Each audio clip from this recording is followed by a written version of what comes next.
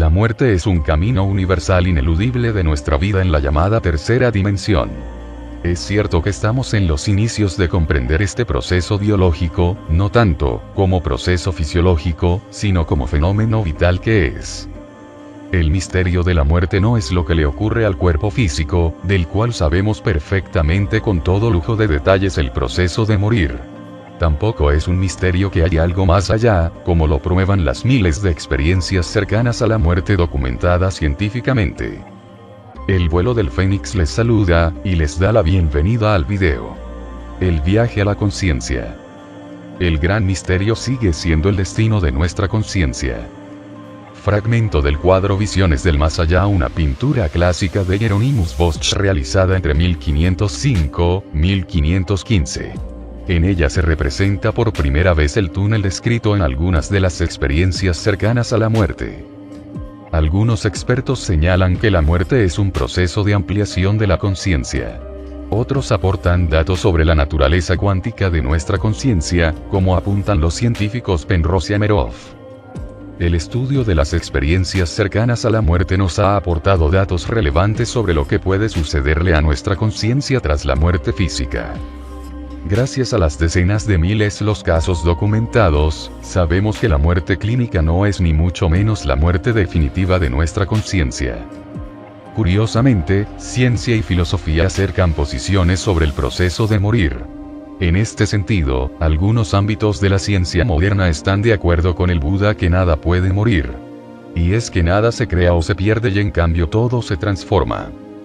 Existe pues la transformación y es por ello que algunos vaticinan que nuestra alma o conciencia simplemente se expande, ya que el cerebro produce una gran cantidad de impulsos eléctricos y entra en un insólito estado. Mientras, para que no haya dudas, la ciencia sigue aportando datos sobre el fenómeno de la luz al final del túnel de las experiencias cercanas a la muerte. La teoría de una conciencia eterna natural, asume la pérdida de toda conciencia de base material con la muerte, más específicamente, la pérdida permanente de la percepción del tiempo. Esta teoría, afirma, postula una atemporal conciencia eterna natural, que en la mente del moribundo sobrevive a la muerte, ya que ésta se manifiesta imperceptiblemente en la temporalidad antes de la muerte. El último momento consciente de uno, cualquiera que sea el tipo, se convierte por defecto, psicológicamente, desde la perspectiva de uno, en un momento siempre presente. Tras décadas de investigación, Peter Fenwick, un neuropsiquiatra de gran prestigio, que ha estado estudiando el cerebro humano, la conciencia y el fenómeno de la experiencia cercana a la muerte durante 50 años, sugiere que la conciencia persiste después de la muerte. De hecho, Fenwick cree que la conciencia existe realmente de forma independiente y fuera del cerebro como una propiedad inherente del propio universo, como la materia oscura y la energía oscura o la gravedad. En una visión parecida, el filósofo Bernardo Kastrup puso la metáfora de asimilar la realidad a una corriente de agua, donde el agua representa la conciencia. Cada uno de nosotros es como un remolino en esta corriente, es decir, una parte del agua localizada. Por tanto, estamos fundamentalmente conectados como parte de la misma corriente, pero tenemos la apariencia de estar separados de ella.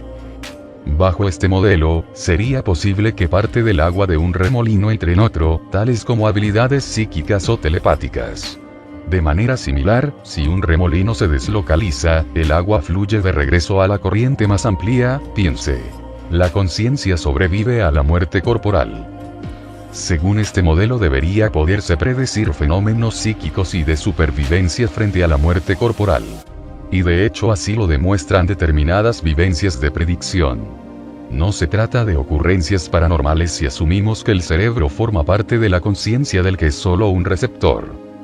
Otros estudiosos como el Amit Goswami, defienden que el alma o este pedazo de conciencia universal encarnada, reencarna porque forma parte de un continuo cuántico, nacimiento, muerte, renacimiento.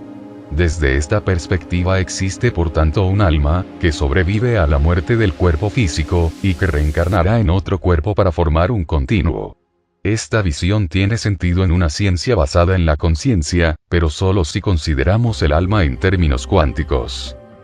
Antoine de Saint-Exupéry, 1900-1944, autor de El Principito, estrelló su avión en el desierto.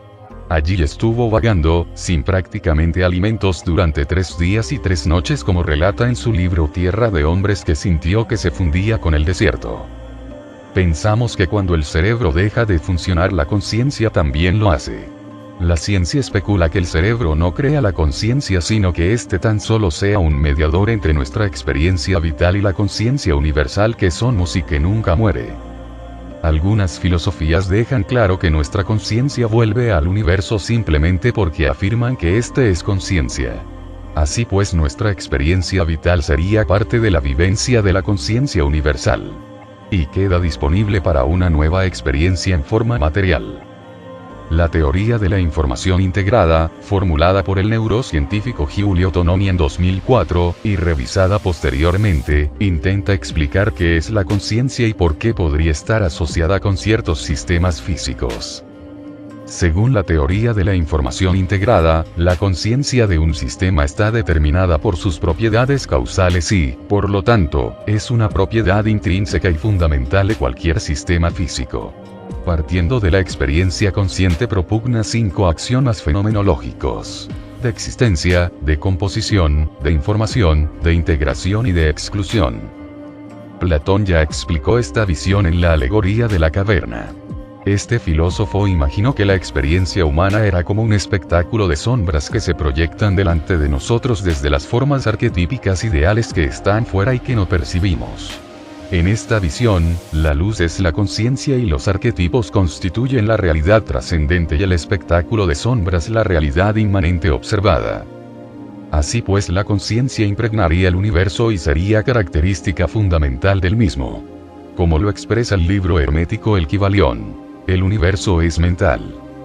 Según Krzysztof Koch, la conciencia es toda experiencia y está en todo.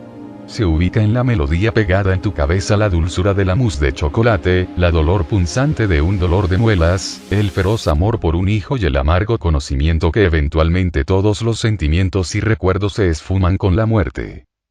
Desde la interpretación de la física cuántica, esto no significa que literalmente todo sea consciente, sino que los componentes fundamentales de la realidad, tal vez electrones y quarks, tienen formas de experiencia. Por tanto, su experiencia luego se traduce en procesos biofísicos en el cerebro humano o animal.